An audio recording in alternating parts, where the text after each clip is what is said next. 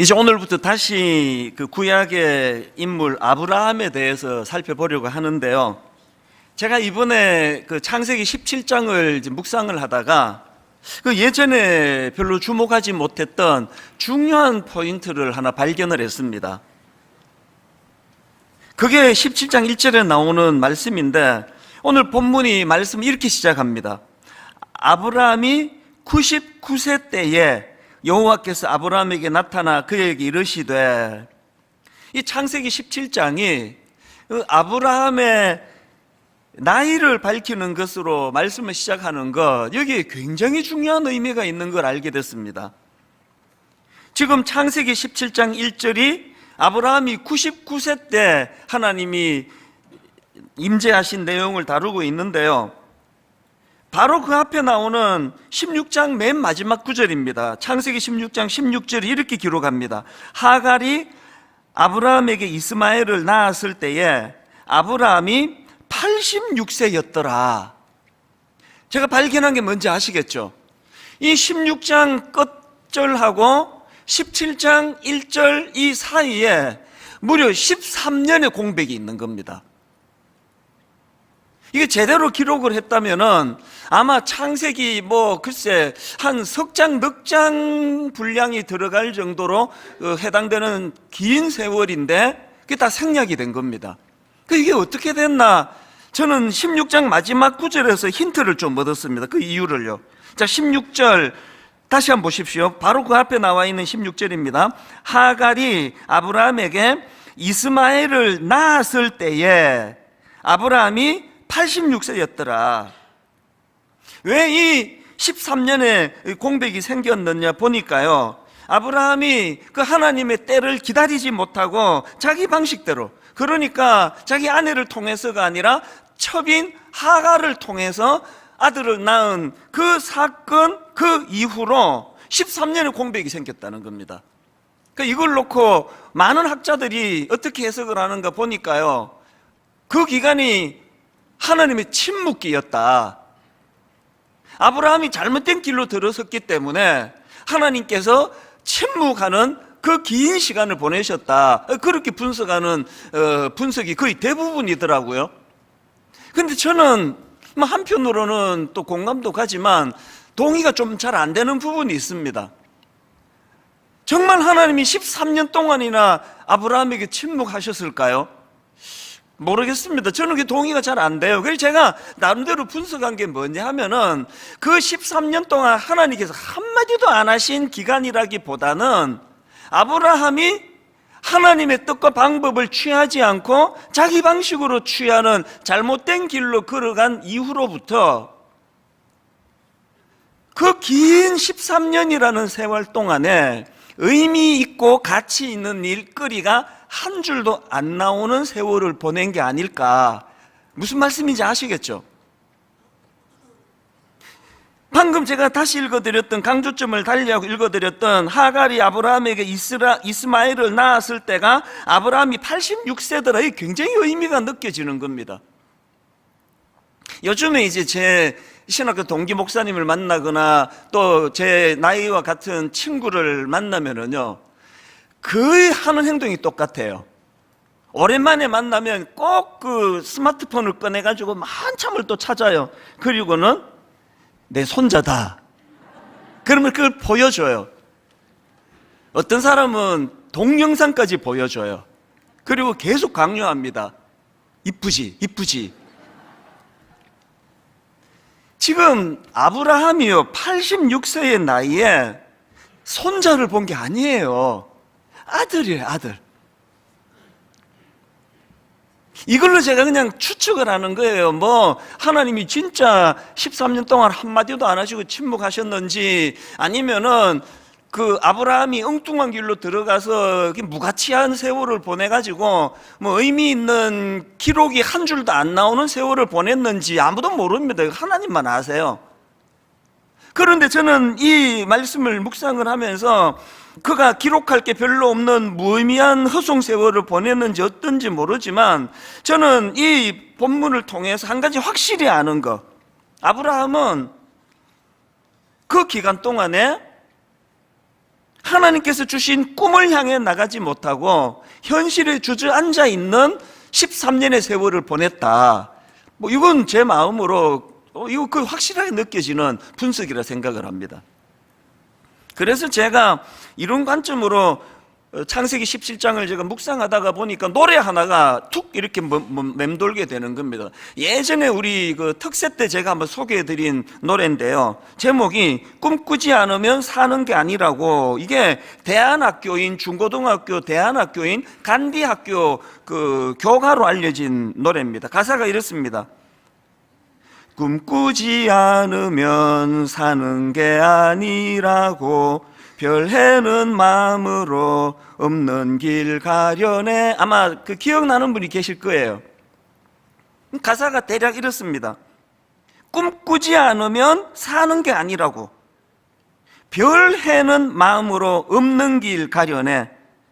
사랑하지 않으면 사는 게 아니라고 설레는 마음으로 낯선 길 가려 하네. 이 꼭 아브라함을 두고 만든 노랫말 같이 느껴지는 겁니다. 하나님께서 그 하늘의 무뼈를 보여주시고 그리고 걸어가보지 못한 새로운 길을 제시해 주는 게 그 아브라함처럼 느껴지는데요. 그 다음 가사도 보십시오. 아름다운 꿈 꾸며 사랑하는 우리. 또 나오네요. 아무도 가지 않는 길 가는 우리들, 누구도 꿈꾸지 못한 우리들의 세상 만들어가네.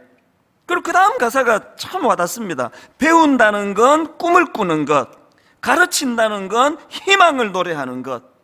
우린 알고 있네, 우린 알고 있네. 배운다는 건, 가르친다는 건 희망을 노래하는 것. 제가 왜 이 노랫말이 불쑥 떠올랐을까요? 지금 아브라함의 잃어버린 13년은요 하나님의 뜻을 기다리지 못하고 견디지 못해서 그 첩을 통해서 아들을 낳는 그 순간서부터 다른 건 모르겠습니다. 하나님이 그에게 창세기 12장에서 주셨던 그 놀라운 꿈, 이 발전이 없는 기간이었다는 건 확실하다고 생각합니다.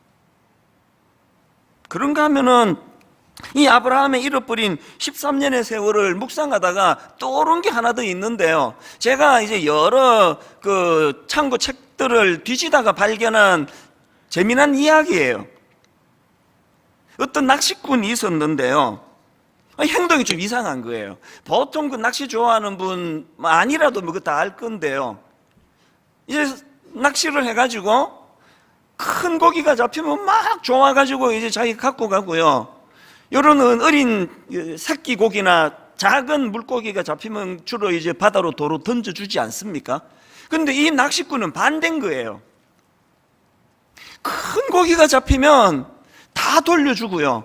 다 바다로 던져버리고 요 작은 고기가 잡히면 막 그렇게 좋아가지고 그거를 이제 자기가 그거를 따로 이제 담아서 이제 갖고 가서 요리해 먹어야지 그러는 거예요. 이게 너무 독특해서 옆에 있던 낚시꾼이 물었답니다. 아니 보통은 큰 거 잡으면 조용하고 가져가고 작은 고기는 다 풀어주는데 당신은 어떻게 큰 건 다 풀어주고 작은 것만 그렇게 좋아하느냐. 그랬더니 이 낚시꾼의 이야기가 진짜 웃겨요. 뭐라고 말했는지 아십니까? 아, 그거는 우리 집에 후라이팬이 10인치짜리 밖에 없어서 그렇대요. 큰 거는 안 당긴다는 거. 글쎄 좀 웃기려고 만든 이야기 같긴 한데요. 근데 이게 저는 본문의 아브라함의 잃어버린 13년을 보면서 계속 이 10인치짜리 작은 후라이팬을 가진 낚시꾼 생각이 나는 겁니다. 왜 생각이 났을까요? 아브라함이 갖고 있는 생각의 폭이 너무 좁기 때문에 하나님의 광대하신, 하나님의 크신 그 꿈이 담기지가 않는 거예요. 못 기다리는 거죠. 여러분, 이게 혹시 우리 아닙니까? 여러분, 지난 13년은 한번 되돌아가 보세요. 몇 살 때 일입니까? 13년 전이면 그러면 이게 언제적 일입니까? 혹시 여러분 지난 13년의 세월을 보내고 나서 하나님 앞에 의미 있는 글 한 줄이 나오지 않은 세월을 보낸 분 계세요? 그거 정말 당황스러운 일 아닙니까?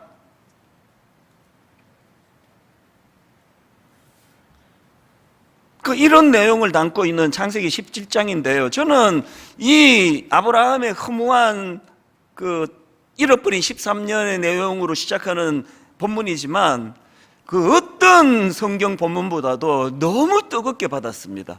이게 너무 감동이 되는 거예요. 왜 감동이 되느냐? 그 시시한 아브라함을 보면서 감동이 되는 게 아니라 그 시시한 잃어버린 13년, 큰 고기는 후라이팬이 없어가지고 큰 고기는 다 보내고 그 조그만한 고기들만 좋아하는 그 낚시국 같은 그런 인생을 사는 우리지만, 엄청난 13년의 세월을 잃어버린 그 길을 걸어갔던 아브라함이지만 하나님께서 본문에서요, 그 아브라함을 만나 주시는 거예요. 그에게 말씀해 주시는 겁니다. 그게 오늘 본문 1절과 2절에 나오는 말씀입니다. 아브라함이 99세 때에 여호와께서 아브라함에게 나타나서 그에게 이르시되 나는 전능한 하나님이라. 너는 내 앞에 행하여 완전하라. 내가 내 언약을 나와 너 사이에 두어 너를 크게 번성하게 하리라 하시니, 이 2절에 나오는 언약에 대해서는 다음 주일날 좀 자세히 살펴보려고 준비하고 있고요. 오늘은 1절 말씀에 좀 집중하려고 하는데요, 1절을 보십시오. 아브라함이 99세 때에 여호와께서 아브라함에게 나타나서 그에게 이르시되, 너무나 중요한 한 가지 깨달음을 우리가 1절에서 깨달아야 합니다. 여러분, 그 소모적이고 그 13년에 잃어버린 시간을 보내고 있던 아브라함의 그 허망함을 종식시키는 능력이 뭐였냐? 하나님의 임재예요. 하나님의 임재와 말씀하심이에요. 지금 뭔가 인생이 허무하고 참 꿈을 가지고 달려가고 꿈꾸지 않으면 이게 사는 게 아니라고, 그런 것들이 다 사라져 버리고 계속 허무하고 답답하고 이런 시간을 보내시면요, 그 이찬수 목사가 여러분 집에 가가지고 뭐 막 세게 기도해 드린다고, 혹은 막 여러분 모시고 나가 막 갈비 사드린다고 그 문제가 해결되지 않습니다. 여러분 마음의 그 침체된 마음을 회복하는 유일한 대안이 있다면 하나님의 임재를 사모하는 거예요. 그 하나님의 말씀. 지금 분당 우리 교회가 그리스도 중심의 성경 읽기에 올 한 해 올인하기로 한 이유가 여기 있습니다. 사실 여러분, 올 한 해는요 1만 성도 파송 운동이 완성되는 가슴 벅찬 해이기도 하지만, 분당 우리 교회를 목양하는 담임 목사 입장에서는 올 한 해는 위기예요. 위기. 교회의 시스템이 와해가 될 상황이에요. 최근에 보고를 들어보니까 우리 순장님들 거의 대부분이 29교회로 가시기로 결정했다고. 그래서 막 그게 이제 걱정이 좀 되는, 현장에 있는 목회자들로서는 좀 걱정이 되는 이야기가 좀 있더라고요. 그런가 하면은 또 우리 주일학교 교사 한 1,500~600명 되는 주일학교 교사 거의 대부분이 다 29교회로 나가기로 결정했다고 또 참 우려 섞인 보고가 주일학교 쪽에서 있더라고요. 대학부 청년부 리더라 그러잖아요. 우리 교회 대학부 청년부 그 훈련된 리더들 거의 대부분이 29교회로 가기로 그렇게 결정하는 분위기라고 그 보고를 저한테 하더라고요. 그래서 여러분, 올 한 해 분당 우리 교회는요, 지금까지 우리가 견지해오던 그 목회의 척추 같은 게 와해가 되는 해예요. 생각해 보세요. 우리 교회의 중심이 제자훈련 1년, 사역훈련 1년, 강도 높은 평신도 훈련을 통해서 순장을 배출하고 그 순장에 의해서 다락방이 운영이 되는 이 구조인데요, 이게 갑자기 졸속으로 세워지는 게 아니잖아요. 그래서 제 남은 목회 기간 동안 다 해도 이 제자훈련, 사역훈련을 통해 배출되는 순장에 의한 이 구조는 아마 불가능할 거라 생각합니다. 근데 순장님, 그리고 우리 주일학교 선생님, 우리 대학부 리더, 청년부 리더님, 안심하고 가세요. 걱정하지 말고 가세요. 제가 확신하는 게 있거든요. 이제 더 이상 제자훈련, 사육훈련을 통해서 이제 이 척추 기능이 안 된다 하더라도, 이제 올 한 해는 다락방 모임 자체가 불가능하다 하더라도 아무 문제 없습니다. 여전히 이 교회에 하나님이 임재하시고, 여전히 이 교회에 하나님이 말씀하시고 그 말씀을 듣는 귀가 있는 한 분당 우리 교회 올 한 해 영적인 부흥이 일어날 줄로 믿습니다. 이걸 사모하셔야 되는 거예요. 오늘 여러분, 그 긴 창세기 16장 마지막 9절부터 17장 1절 사이에 그 13년의 잃어버린 시간을 보낸 아브라함이지만 하나님은 그를 찾아주셨고 그 하나님의 임재와 말씀으로 아브라함이 단번에 회복이 되는 역사가 본문이 기록이 되고 있거든요. 오늘 여러분 영적인 침체에 빠져 있는 분 계세요? 하나님의 임재를 사모하세요. 하나님의 말씀을 사모하시기 바랍니다. 그렇다면 조금 더 이제 분석을 해야 되는데요. 그렇게 영적 침체에 빠져 있는 분이 계시다면 이 영적 침체를 극복하기 위해서 뭘 해야 되느냐? 오늘 본문에 하나님의 말씀을 분석을 해보니까 답이 딱 나오더라고요. 13년의 그 허무한 허송 세월을 하고 있는 아브라함에게 나타나서 하나님이 말씀으로 치유를 하시는데요. 하나님께서 아브라함을 만나서 주신 대안이 두 가지더라고요. 이게 회복입니다. 여러분, 영적 침체 극복을 위해서 우리가 기억해야 될 두 가지 대안. 첫째가 뭐냐? 하나님이 아브라함을 만나서 하신 거 엘샤다이를 선포하셨습니다. 1절입니다. 아브라함이 99세 때에 여호와께서 아브라함에게 나타나서 그에게 이르시되 나는 전능한 하나님이라. 이게 히브리어로 엘샤다이예요. 그 다음 나오는 너는 내 앞에 생하여 완전하라. 이 한마디를 가지고요, 다음 주 한 30분 설교를 할 수 있는 분량입니다. 이거 다 뒤로 돌리고요, 오늘은 엘샤다이에 좀 집중하자는 거예요. 전능하신 하나님. 그리고 이런 질문이 가능하겠죠? 아니, 하나님은 그 13년이라는 긴 공백을 지금 보내고 있는 아브라함을 만나시자마자 엄청난 말씀을 주시는데 왜 제일 첫 마디가 엘샤다이, 나는 전능하신 하나님이다, 이 선포이셨을까? 여러분 어떻게 생각하세요? 대답 간단해요. 지금 하나님이 왜 엘샤다이, 나는 전능하신 하나님이 여기 선포하는가니까요. 지금 아브라함이 겪고 있는 그 13년의 끔찍한 공백, 그 13년의 허무한 허망한 잃어버린 세월, 그 모든 것의 궁극적인 원인이, 그 출발이 아브라함에게는 엘샤다이에 대한 믿음이 없었기 때문이에요. 전능하신 하나님, 그 믿음이 없다 보니까 그냥 우리 아내는 이제 경수가 끊어졌는데요, 이제 애 낳을 기능이 없는데요, 이것밖에는 집중을 못하는 거예요. 그래서 이제 첩이라도 얻어가지고 그렇게 애를 낳아야 될 것 같은데라는 생각으로 가는 이 모든 건 전능하신 하나님에 대한 믿음이었기 때문이에요. 그리고는 이제 아브라함 여러분 다 아시잖아요. 이제 1년 남았습니다. 이제 100세에 드디어 하나님의 전능하심 엘샤다이, 그 놀라운 역사가 이제 첩을 통해서가 아니라 사랑하는 아내를 통해서 이삭이라는 너무나 아름다운 아들을 낳게 될 때 그 여러분, 그 아브라함의 그 벅찬 감격을 이해할 수 있지 않습니까? 그래서 저는요, 지난주 월요일 새벽이에요, 너무너무 가슴 먹먹한 시간을 보냈습니다. 23살 때 이민을 가서 한 1년 지났는데 도무지 길이 안 보이는 거예요. 이거 어떻게 해야 될지도 모르겠고 막막하던 그 즈음인데요, 제가 그때 한인교회에 그 영어권 아이들입니다, 고등부 보조교사를 했는데요, 가을에 문학의 밤 같은 걸 하더라고요. 그때 영어권 고등학교 아이들이 나와가지고 불렀던 찬양이 이거였습니다.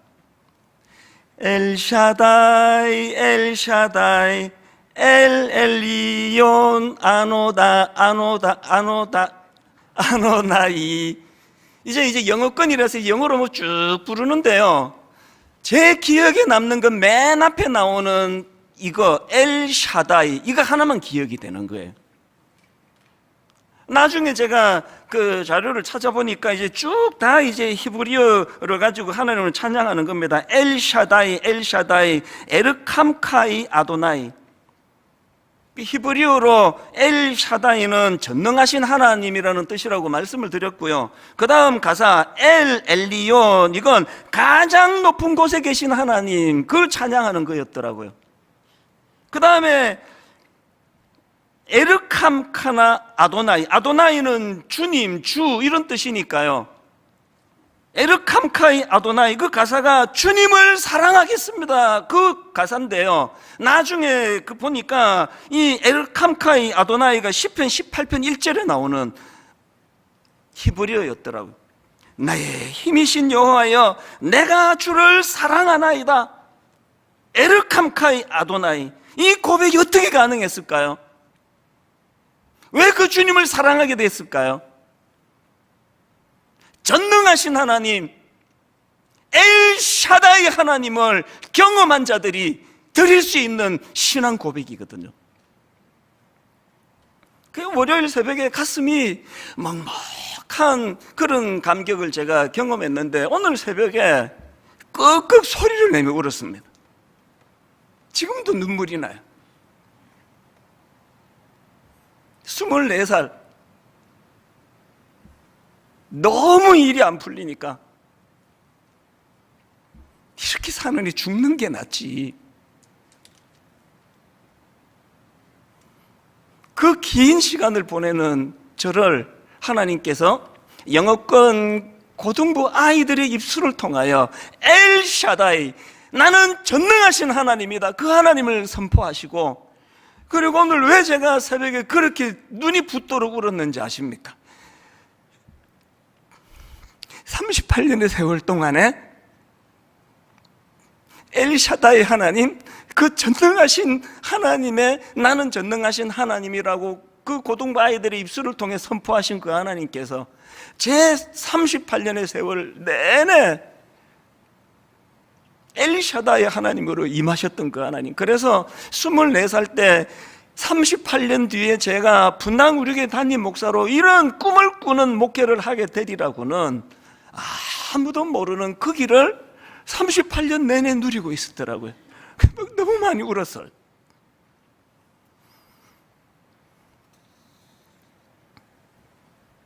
여러분 지금 많이 힘드신 거 제가 알거든요. 코로나는 잠재워지지 않고 이렇게 저렇게 무리해가지고 가게를 하나 냈는데 이게 지금 언제 끝날지 모르는 그런 절망에 빠져 있고, 저는 더군다나 23살 때부터 20대 시절에 절망을 경험했기 때문에 저는 우리 청년들에 대한 안쓰러움이 많아요. 제 나이쯤 되니까요, 뭐 어려운 일 찾아오고 모함 당하고 그래도요, 이게 좀 마음에 굳은 살이 생겼어요. 어지간하면 상처 안 받습니다. 그러나 여기 우리 20대 청년들은요, 꼭 여기 부드러운 속살 같은 마음을 가지고 있어요.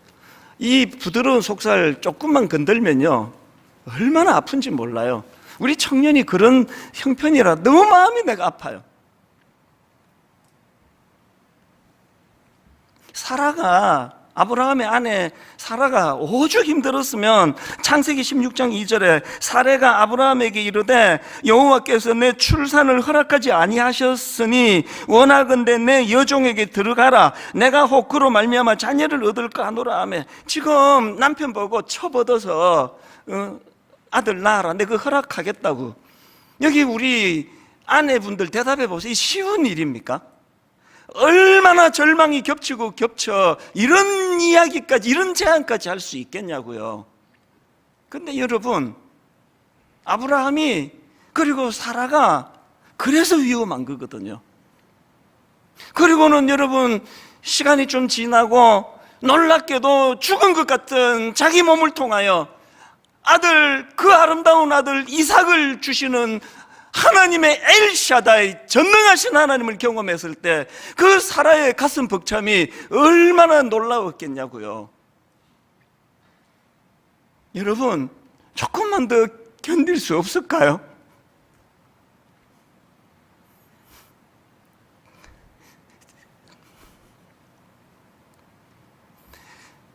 저는 등산할 때 요 시기 1월 중순 영하 11도 12도, 저는요 사계절 중에서 요즘에 등산하다 만나는 겨울나무가 가장 아름답습니다. 여러 번 말씀드렸잖아요. 4월 5월에 막 무성하게 꽃을 피우는 나무도 아름답지만 저는 이 겨울나무, 나목이라 그러잖아요. 이 겨울나무는 체면이고 뭐가 없습니다. 그렇게 가을에 애써서 만들어 놓은 단풍 다 떨어뜨려요. 이 나무가, 겨울나무가 갖고 있는 목표는 하나입니다. 견디는 거예요. 살아남는 거예요. 영하 10도, 체감온도 영하 20도, 30도를 이를 악물고 견뎌내는 거예요. 그래서 뭐 다 떨어뜨려요. 그래서 오죽하면은 나목, 우리 벌거벗은 몸을 나체라 그러잖아요. 나목이라 그러죠. 지금 이 겨울나무가 견뎌내야 되는 이유가 있다면 하나입니다. 견뎌내면 봄은 반드시 온다는 거, 꽃은 반드시 핀다는 거, 이렇게 하고 끝나지 않는다는 거. 여러분, 사라도 너무 이해가 되고 첩을 통해 이스마엘을 낳는 아브라함도 너무 이해가 되지만 오늘 여러분, 주님 이름으로 부탁합니다. 조금 더 견디실 수 없을까요? 한 38년의 세월이 지나고 제가 하나님 앞에 끄끄 소리를 내면서 감격의 눈물을 흘리는 이런 일들이 여러분 자녀에게 일어난다는 확신을 언제 가질 수 있습니까? 엘샤다이에서는 전능하신 하나님, 이 믿음이 없어서 방황하는 거거든요. 그런가 하면은 두 번째로, 여러분 영적 침체 극복을 위한 두 번째 대안, 하나님이 주신 두 번째 조치가 뭐냐? 이름을 바꾸어 주십니다. 5절, 이제 후로는 너의 이름을 아브라함이라 하지 아니하고 아브라함이라 하리니. 이 아브라함, 이 이름은요, 존귀한 아버지 혹은 높임받는 아버지, 이런 뜻이고요. 아브라함, 이 이름은요, 무리의 아버지 혹은 열국, 열방, 그러니까 여러 민족의 아버지라는 뜻입니다. 13년의 공백기를 겪고 있는 아브라함에게 하나님은 왜 이름을 바꾸어 주셨을까요? 저는 여기에 두 가지 의미가 있다고 생각을 합니다. 첫 번째, 이건 스케일의 문제예요. 제가 다른 용어가, 단어가 떠오르지 않아가지고 이게 괜찮은 거예요. 사전을 검색해 봤더니 정식 우리말이던데요. 스케일, 이거 국어사전을 보니까 인물의 도량, 그리고 일이나 계획 따위의 틀이나 범위, 이걸 스케일이라 그러더라고요. 그러니까 우리 집에 후라이팬이 10인치짜리 밖에 없어서 큰 고기는 못 담는다. 그게 그 낚시꾼의 스케일이에요. 하나님이 왜 이름을 바꾸어 주셨느냐? 성경에 보니까 하나님이 직접 그 이유를 설명하고 계십니다. 본문 3절 4절입니다. 아브라함이 엎드렸더니 하나님이 또 그에게 말씀하여 이르시되, 보라, 내 언약이 너와 함께 있으니 너는 여러 민족의 아버지가 될지라. 그리고는 5절에서 이제 후로는 너의 이름을 아브라함이라 하지 아니하고 아브라함이라 하리니 이는 내가 너를 여러 민족의 아버지가 되게 함이니라. 이름을 왜 바꾸셨다고요? 한 가정에서 자식들에게 존경받고 인정받는 아버지로 사는 것도 귀한 일이지만 스케일을 넓혀내는 거예요. 열국의 아비가 되라는 겁니다. 창세기 12장에서도 하나님이 주시잖아요. 너는 복이 될지라.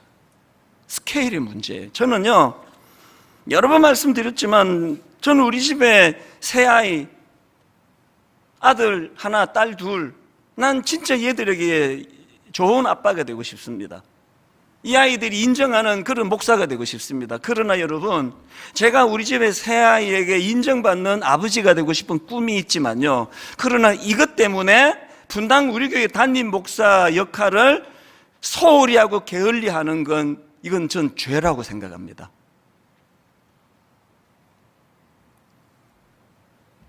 우리 애들이 지금도 원망해요. 아빠 우리 어릴 때 안 놀아주셨잖아요. 아빠 우리한테 관심이 없으시잖아요. 없으셨잖아요. 맨날 미안하죠. 그러나 여러분, 시계를 다시 우리 큰딸 태어나던 날로 되돌린다 해도요, 걔들한테 미안하지만 저는 또 이렇게 밖에는 못 갑니다. 왜? 제가 분당 우리 담임 목사잖아요. 스케일을 넓히는 거예요. 우리 아이들에게 존경받는 그런 아빠가 되는 것도 가치가 있지만 열방의 아비가 되기를 원하시는 그 하나님,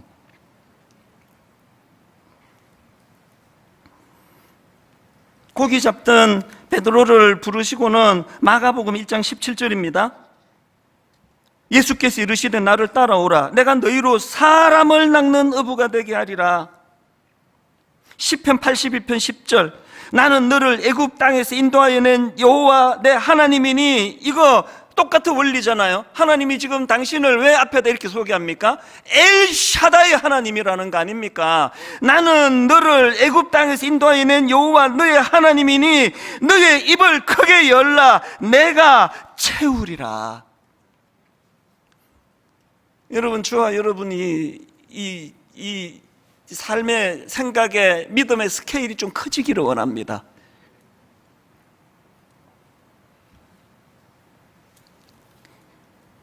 매듭을 짚고 가는 차원을 이야기 또 하고 마지막으로 제가 이야기 진짜 제가 더 이상 안 할 건데요.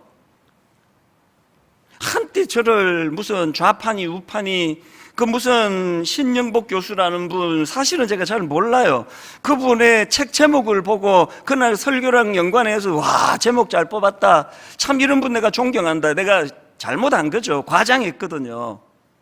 근데 여러분, 그 오래전에 설교 다 뒤져가지고 뭘 실수했는지 잡아내가지고 이걸 갖고 좌판이 우판이 그렇게 올가미를 씌우는 그거, 저는 그런 목사님이 계시고 그런 크리스찬이 계시다면 악하다기보다 스케일이 작은 거예요.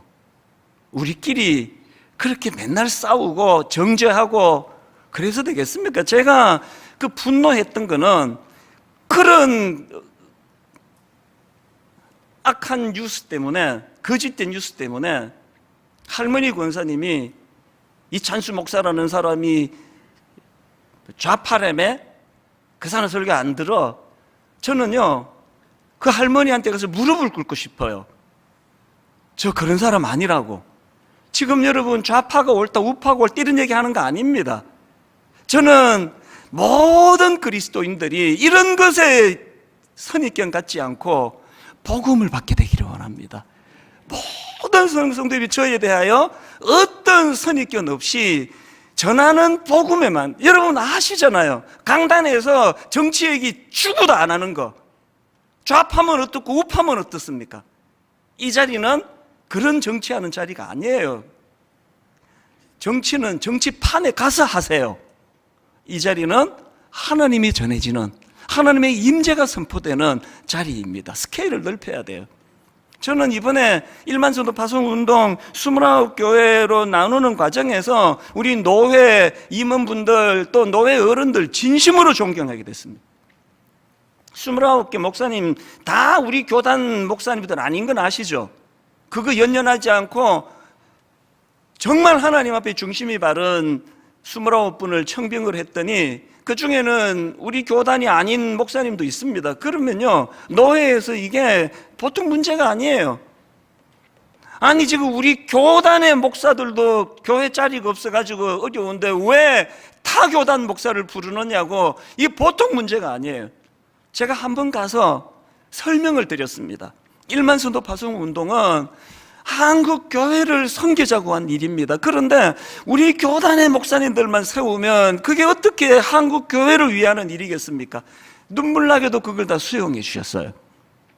여러분 이제 어떤 교회 안 밝힙니다. 궁금해하지 마시고요. 거기 해당되는 교회들은 이제 그 성도들이 공동의회나 절차를 통해 추인하는 것은 법적으로 필요하다고 생각합니다. 그러나 부탁합니다. 어느 교단, 어디 출신, 이런 것보다 더 소중한 것은 그 종의 하나님 앞에서의 신실함이에요. 스케일을 넓히셔야 돼요. 그런가 하면 두 번째로 하나님께서 왜 이름을 바꾸어 주셨느냐, 이건 하나님의 꿈의 문제라고 생각을 합니다. 창세기 17장 4절을 보십시오. 보라, 내 언약이 너와 함께 있으니 너는 여러 민족의 아버지가 될지라. 맨 처음에 창세기 12장 3절, 땅의 모든 족속이 너로 말미암아 복을 얻을 것이라 신지라. 이게 아브라함 아닙니까? 왜 이름을 바꾸셨다고요? 하나님의 꿈을 주시기 원한 거예요. 어느 교단이냐 너무너무 중요하지만 어느 교단이냐보다 더 중요한 것은 하나님의 꿈이에요. 열방이 구원받기를 원하시는, 열방의 아비가 되기를 원하시는,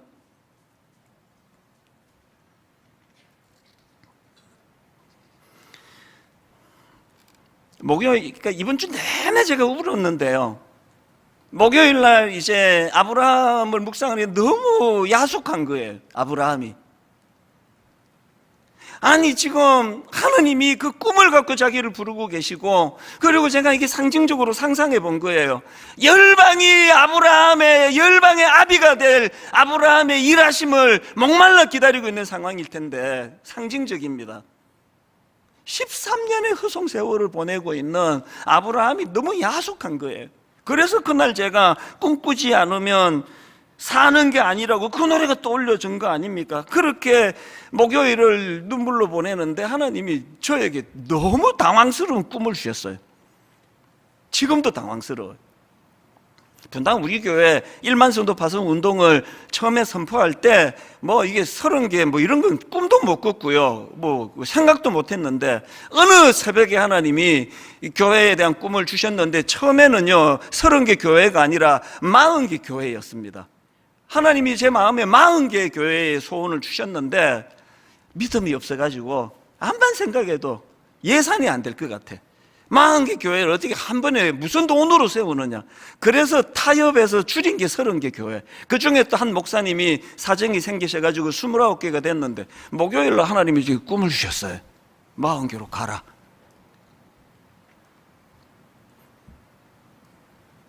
스물아홉 교회를 어떻게 하겠다는 게 아니고요. 그래서 제가 이름을 지어봤어요. 29 플러스 11이에요. 29교회는 지금처럼 갈 겁니다. 그런데 11교회에 대한 꿈을 하나님이 어떻게 주셨느냐. 올 연말까지 이미 교회를 개척한 어느 목사님, 이미 교회가 지금 시작이 된, 그래서 제가 새벽에 마음이 너무 뜨거워졌어요. 조금만 밀어주면 부흥할 수 있는 교회가 한국에 너무 많은데, 조금만 후원해주고 조금만 밀어주면 불같이 일어날 교회들이 한국에 너무 많은데, 이게 너무 당황스러운 게요. 오늘 새벽까지 이제 재정부 그 직원이 제게 보내준 그 메일을 보니까 오늘 새벽까지 집계된 헌금이 한 11억 원 조금 더 들어왔어요. 그런데 여러분, 지금까지 29교회 세우는데 들어가는 비용을, 지금 예산을 각 교회들마다 보내주는 예산만, 가 예산만 지금까지 250억이 들어갑니다. 근데 지금 11억 헌금이 되어 있습니다. 나머지는 드림센터 이제 융자 얻어가지고 담보해가지고 빚내야 되는데, 내가 오늘 당회를 소집해 놓은 상태인데요, 내가 말이, 입이 떨어지지가 않아요. 내가 그동안 장로님 얼마나 괴롭혔습니까? 잠을 못 주무시거든요. 지금 이 상황인데 한 교회당 한 5억씩 후원을 해서 한 60억의 후원을 가지고 11교회를 살리자는 이야기가 입이 안 떨어져요. 그러나 해야 돼요. 하나님이 주셨어요, 그 마음을. 여러분, 저 아시잖아요. 부담 안 드립니다. 특별 헌금이라고 막 써내라 그러고 뭐 벽돌 이런 거 절대 안 합니다. 그리고 11교회에 대한 꿈은 새벽에 내가 받은 꿈이에요. 당회가 또 의논해서 안 되면 안 되는 거예요. 헌금이 안 나오면은 뭐 어디다 세울 거냐고요. 그러나 저는 꿈꾸기를 원해요. 말도 안 되는 이야기 하나 더 붙일까요? 40교회를 중단하고 싶지 않아요. 50교회, 60교회, 제 은퇴 언제 할지 모르지만 은퇴할 때까지 한 100여 개 교회를 후원하는 그런 일을 꿈꾸는 일은 불가능할까요? 안 돼도 괜찮아요. 물 흐르듯 하나님께서 일하시리라고 믿는데 이 마음만은 같지 않은 거예요. 분당 우리 교회 알콩달콩 잘 지내는 거 좋은 일이에요. 누가 그걸 반대합니까? 그러나 이 한 교회 잘 되는 이것도 아브라함도 중요하지만, 오늘 조금만 힘을 실어주고 조금만 밀어주면 불같이 부흥할 교회들을 열방의 아비로 부르시는 그 하나님의 꿈을 우리가 꾸는 것은 가능하지 않을까요?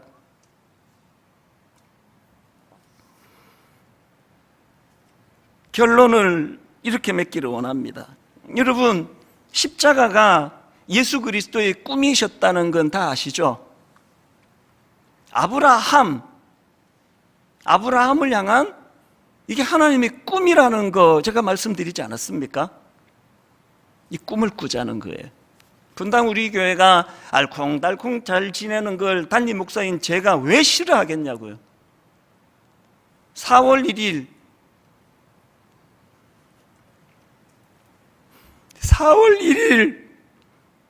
상상만 해도 슬퍼요.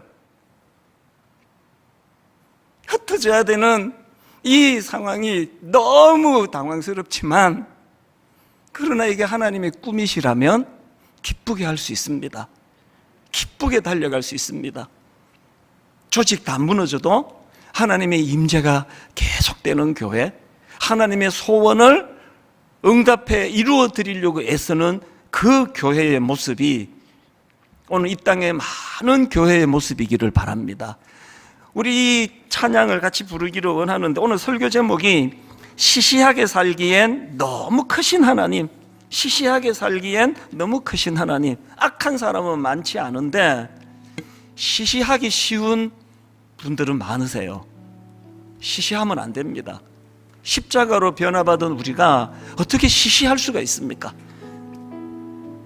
전능하신 나의 주 하나님은 능치 못하실 일 전혀 없네. 엘샤다이, 전능하신 나의 주 하나님. 여러분 너무 힘드신 거 아는데요, 겨울 나무처럼 버티고 계시는 거 아는데요, 지금이야말로 이 전능하신 하나님의 선포가 필요할 때예요. 같이 찬양하시면서 하나님의 임재의 자리로 은혜를 구하며 나가기 원합니다. 전능하신 나의 주 하나님은, 전능하신 나의 주 하나님은 능치 못하실 일 전혀 없네. 우리의 모든 간구도, 우리의 모든 생각도, 우리의 모든 꿈과 모든 소망도 신실하신 나의 주 하나님은, 여러분의 그 사정 하나님 다 아세요. 우리의 모든 괴로움 바꿀 수 있네. 불가능한 일 행하시고 죽은 자를 일으키시니 그를 이길 자 아무도 없네. 여러분, 엘샤다이 하나님을 선포합니다. 주의 말씀 의지하여 깊은 곳에 그물을 던져 오늘 그가 놀라운 일을 이루시는 것 보라. 주의 말씀 의지하여 믿음으로 그물 던져 믿는 자에게 능치 못함 없네. 엘샤다이 하나님 다시 한번 선포합니다. 전능하신 나의 주 하나님은 능치 못하실 일 전혀 없네. 초라한 우리의 모습에만 집중하지 마십시오. 우리의 모든 간구도, 우리의 모든 생각도, 우리의 모든 꿈과 모든 소망도 엘샤다이 하나님, 신실하신 나의 주 하나님은 우리의 모든 괴로움 바꿀 수 있네. 선포하십시오. 불가능한 일 행하시고 죽은 자를 일으키시니 그를 이길 자 아무도 없네. 힘을 얻어 선포하기 원합니다. 주의 말씀 의지하여 깊은 곳에 그물 던져 오늘 그가 놀라운 일을 이루시는 것 보라. 주의 말씀 의지하여 믿음으로 그물 던져 믿는 자에게 능치 못함 없네. 주의 말씀 의지하여 깊은 곳에 그물 던져 오늘 그가 놀라운 일을 이루시는 것 보라. 의지하여 믿음으로 그물 던져 믿는 자에게 능치 못하길래 다 자리에서 일어나셔서 한 번 더 이렇게 선포합니다.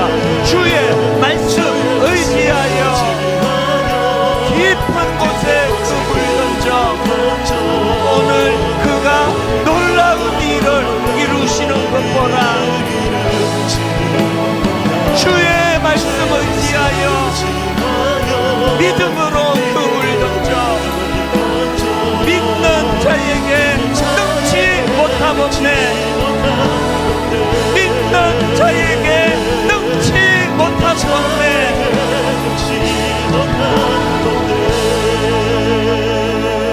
두 가지 기도 제목을 드립니다. 시시하게 살지 않기를 원합니다. 13년의 헛송세월하는 본문의 아브라함을 아버지 닮지 않기를 원합니다.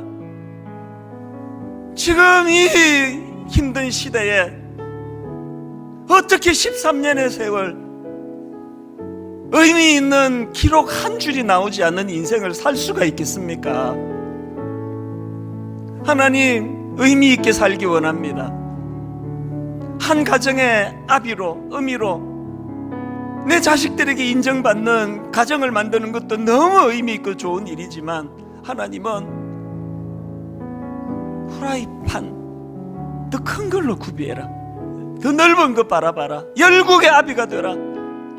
분당 우리 한 교회 잘 지내는 거 좋은 일이다. 알콩달콩 교회를 아름답게 잘 지내는 거 가치가 있는 일이다. 그러나 열국의 아비가 되거라. 너무나 많은 교회들이 지금 어려움을 겪고 있는데 네 한 교회만 그렇게 잘 되는 게 좋은 일이냐 이게. 두 번째 기도 제목을 갖기 원합니다. 하나님, 가치 있는 삶을 살되 그 일이 가능하도록 하나님의 임재를 경험하기 원합니다. 하나님 주시는 꿈으로 가슴 벅차기를 원합니다. 하나님의 말씀에 귀를 기울이면 내 인생이 의미 있는 인생으로 바뀔 줄로 믿습니다. 두 가지 제목을 가지고 우리 합심해서 하나님 앞에 은혜를 구하며 기도하기 원합니다. 살아계신 하나님 아버지, 가치 있는 삶을 살아가기를 원합니다. 시시한 인생 되지 않기를 원합니다. 성문의 아브라함처럼 잃어버린 13년을 방치하지 않기를 원합니다. 하나님 아버지, 예수 그리스도의 십자가로 변하는 우리 삶에 어떻게 아버지 시시한 인생으로 살아갈 수가 있겠습니까? 의미가 부여되는 인생, 하나님 앞에 남길 기록이 많은 아버지 이 삶을 향한 꿈을 꾸게 하여 주시기를 원합니다. 분당 우리 한 교회가 잘 되는 것도 중요하고 의미가 있지만 하나님 우리 모두가 다 함께 손을 맞잡고 아버지 함께 나가기를 원합니다. 조금만 기도하며 아버지 불같이 일어난 수많은 교회들을 방치하지 않기를 원합니다. 하나님의 임재를 선포합니다. 엘샤다이 하나님 이 선포를 하나님 듣기를 원합니다. 전능하신 하나님, 우리를 삶 가운데 능치 못하시지 없으신 그 엘샤다이 하나님을 불가능한 일을 행하시고 죽은 자를 일으켜내시는 그 하나님을 아버지 하나님 우리가 갈망합니다. 은혜로 인도하여 주시옵소서.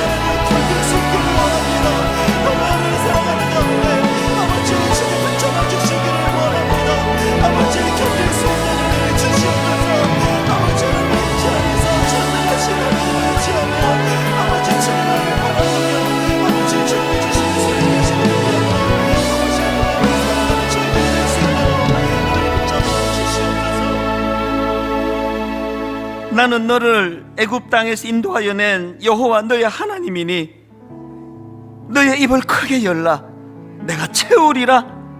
너는 입을 크게 열라 내가 채우리라. 하나님, 아무리 어려운 상황이라 할지라도 하나님의 임재가 또 하나님의 말씀이 그리고 하나님 엘샤다이, 그 나는 전능하신 하나님이라는 그 선포가 우리를 다시 이렇게 세우는 능력이 되는 줄 믿사오니 하나님 이 은혜를 허락하여 주시옵소서. 한 가정을 잘 지켜나가는 건 너무 의미 있고 가치가 있지만 하나님 생각을 더 넓혀라, 확장해라, 열국의 아비가 되거라. 분당 우리교회 한 교회가 알콩달콩 재밌게 잘 지내는 거 참 아름답고 좋은 일이지만 하나님 시야가 넓어지기를 원합니다. 한국에 조금만 밀어주면 불같이 일어날 교회들이 너무 많은데 너무 많은 교회들이 신음하고 있는 현실에서 하나님 저희들을 사용하여 주시옵소서.